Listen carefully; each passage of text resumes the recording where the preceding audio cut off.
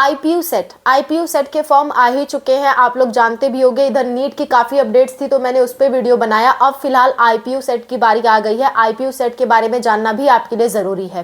पहली बात तो इस फॉर्म के लिए ऑल इंडिया के बच्चे एलिजिबल हैं। अगर कोई भी स्टूडेंट ऐसा है जो दिल्ली से बीएससी नर्सिंग या फार्मेसी या फिर आपका जो पैरामेडिकल कोर्स है वो करना चाहता है तो उसे आईपीयू सेट का एग्ज़ाम ज़रूर देना चाहिए, क्योंकि आईपीयू सेट एक ऐसी यूनिवर्सिटी है जिसमें दिल्ली के अंतर्गत आने वाले BSc nursing, pharmacy and paramedical के मोस्ट ऑफ द कॉलेजेस आते हैं और उसमें एडमिशन पाने के लिए आपको ये एग्ज़ाम देना ज़रूरी है। तो क्या है इस एग्ज़ाम की पूरी जानकारी आज के वीडियो में हम डिस्कस करेंगे। Let's go. Hello everyone, welcome to Spark of Classes. This is Suman Yadav. IPU set जिसका फुल फॉर्म होता है गुरु गोविंद सिंह इंद्रप्रस्थ यूनिवर्सिटी, जिसको शॉर्ट में हम लोग इंद्रप्रस्थ यूनिवर्सिटी भी कह देते हैं, इसलिए आईपीयू सेट नाम है इसका।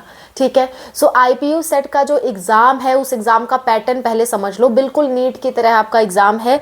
जैसे नीट में आपके 11th और 12th की फिजिक्स, केमिस्ट्री, बायोलॉजी पूछी जाती है, वैसे ही इसमें भी पूछी जाती है। अगर कोई मैथ का बच्चा है ना, वो भी यहाँ अप्लाई कर सकता है फार्मेसी के लिए। उस केस में मैथ वाले बच्चे के लिए फिजिक्स, केमिस्ट्री, मैथ पूछा जाएगा।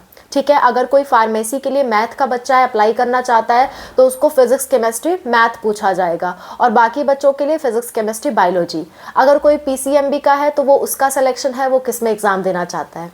ठीक, फॉर फार्मेसी ओनली मैथ वाले एलिजिबल हैं, बाकी बीएससी नर्सिंग एंड पैरामेडिकल के लिए सिर्फ और सिर्फ बायो वाले ही एलिजिबल हैं।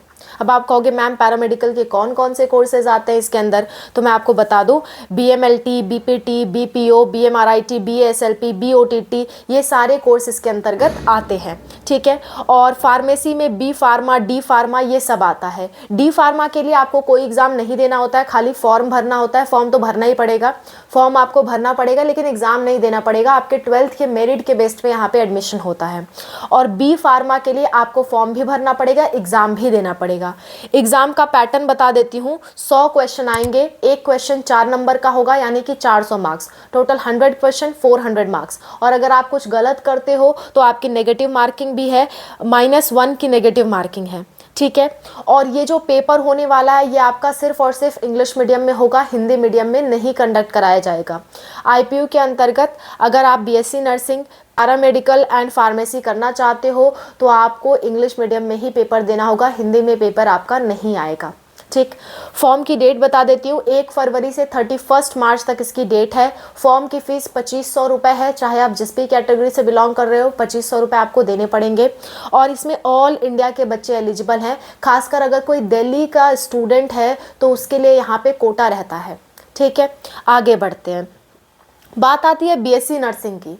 जो आईपीयू सेट के अंतर्गत कॉलेज है ना, इसमें जो बीएससी नर्सिंग है उसकी सीट पे, कुछ सीटों पे नीट द्वारा एडमिशन होता है और कुछ सीटों पे आपका जो आईपीयू सेट का एग्ज़ाम है उसके द्वारा एडमिशन होता है। सो अगर आप बीएससी नर्सिंग को टारगेट कर रहे हो, ये सिर्फ फीमेल के लिए होगा। बीएससी नर्सिंग सिर्फ और सिर्फ फीमेल के लिए है, लेकिन पैरामेडिकल और फार्मेसी मेल और फीमेल दोनों के लिए है, यानी लड़का और लड़की दोनों के लिए है। बट बीएससी नर्सिंग जो है दिल्ली में सिर्फ और सिर्फ लड़कियों के लिए है इस यूनिवर्सिटी के अंतर्गत।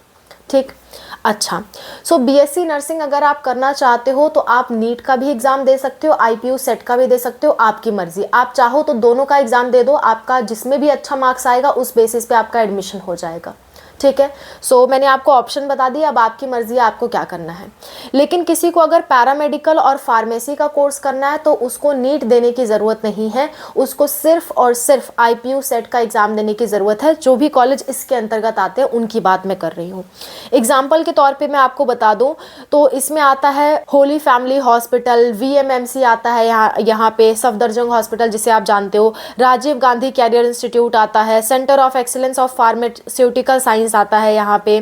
ठीक है, गुरु गोविंद सिंह यूनिवर्सिटी तो आती ही आती है। इसमें बहुत सारे ऐसे कॉलेजेस आते हैं, पन्ना दाई कॉलेज आता है, इसमें बहुत सारे ऐसे कॉलेजेस आते हैं जिनका आईपीयू सेट द्वारा आपको एडमिशन मिलता है। और ये गवर्नमेंट कॉलेजेस हैं, प्राइवेट कॉलेज नहीं है, गवर्नमेंट कॉलेज है। सो अगर कोई खास करके दिल्ली का बच्चा पूछता है ना कि हमारे स्टेट के लिए कौन सा एग्ज़ाम है, तो आपके लिए यही एक एग्ज़ाम है। और आप दूसरे स्टेट के हो तो भी आप अप्लाई कर सकते हो, प्रॉब्लम वाली बात नहीं है। ये एक ओपन एग्ज़ाम है, सारे बच्चों के लिए है। ठीक है, खास करके बीएससी नर्सिंग तो सिर्फ लड़कियां ही कर सकती हैं, लड़के नहीं कर सकते। ये बात मैंने आपको क्लियर कर दी। और इसमें लड़कियों के लिए, दिल्ली की लड़कियों के लिए खासकर सीट रिजर्व रहती हैं। आगे बात कर लेते हैं। आपकी एज कितनी होनी चाहिए? एज आपकी 17 साल से 35 साल के बीच में होनी चाहिए, ठीक है। 17 साल से कम नहीं, 35 साल से ज़्यादा नहीं, ठीक। अच्छा, क्या इसमें डिप्लोमा इन पैरामेडिकल के कोर्स होते हैं? तो आंसर है नहीं। पैरामेडिकल के सारे डिग्री कोर्स होंगे, यानी कि बैचलर कोर्स होंगे। केवल एक डिप्लोमा कोर्स हो रहा है, वो जो कि है डी फार्मा आपका, ठीक है। और डी फार्मा के लिए आपको कोई एग्ज़ाम नहीं देना है, बाकी सभी कोर्सेज के लिए एग्ज़ाम देना है, यानी कि बीएससी नर्सिंग और पैरामेडिकल के बैचलर कोर्सेज और आपका बी फार्मा, इनके लिए एग्ज़ाम आपको देना है, लेकिन डी फार्मा के लिए आपको कोई एग्ज़ाम नहीं देने की ज़रूरत है, ठीक है। सो मैंने आपको सारी बात बता दी। इसके अलावा भी आपका कोई डाउट रहता है, आप कमेंट्स में मेंशन करिए, मैं उस पर जल्द से जल्द वीडियो बना दूंगी। So that's all about the video. Thank you so much for watching. Wish you all the best for whatever you are going to do.